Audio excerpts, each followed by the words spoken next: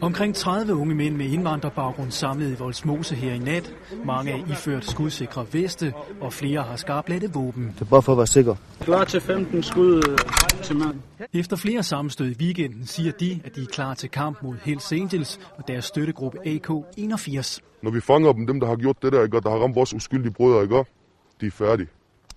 De er færdige, lige meget hvor meget de gemmer sig. Gruppen lægger ikke skjul på, at de har tilknytning til hashmiljøet i Odense, men siger, at de ikke er en bande, men et broderskab. I weekenden blev det til 5 sammenstød mellem indvandrere og rockere, blandt andet her, hvor en ung indvandrer blev stukket ned. Politiet oplyser, at mindst 3 uskyldige blev ramt, men understreger, at knivofferet i forvejen er godt kendt af politiet. Men talsmanden, som TV2 kender identiteten på, afviser et kriminelt opgør. Det har været uskyldige, de har ramt. Altså, der har ikke været nogen herfra. Vi ønsker ikke at gøre nogen krig med nogen, der gør. Vi ønsker kun at gøre, at vores ære, den skal blive hele tiden op. Forstår du, hvad jeg mener? Hvis der er nogen, der prøver på at krænke vores ære, eller prøver på at bukke vores hoveder, vi knækker deres knogler fuldstændig sammen. Forstår du, hvad jeg mener? Vi begraver dem alle sammen i en gravplads. Okay. Et andet sted i Vollsmose møder vi medlemmer fra grupperingen Black Ghost, som ifølge politiet står bag hård kriminalitet som afpresning og narko. Selv hævder de, at de kun eksisterer for at beskytte indvandrere mod rockerne.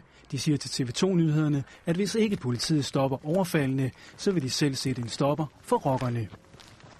Alle TV2-nyhederne har talt med bekræfter, at de 2 grupperinger eksisterer, og politiet siger, at Black Ghost og indvandrere fra hashmiljøet i Odense har stærke modsætningsforhold til rockerne. Ja, vi er helt klar over, at de her 2 grupperinger, på den ene side HA og AK81, og på den anden side kriminelle fra grupper af anden etnisk oprindelse, at de er i konflikt med hinanden, og hvis de møder hinanden, så sker der de her voldsomheder, som vi nu har set. Det er vi helt på det rene med, og det er netop det, vi prøver at sætte alt ind overfor, at det ikke skal ske.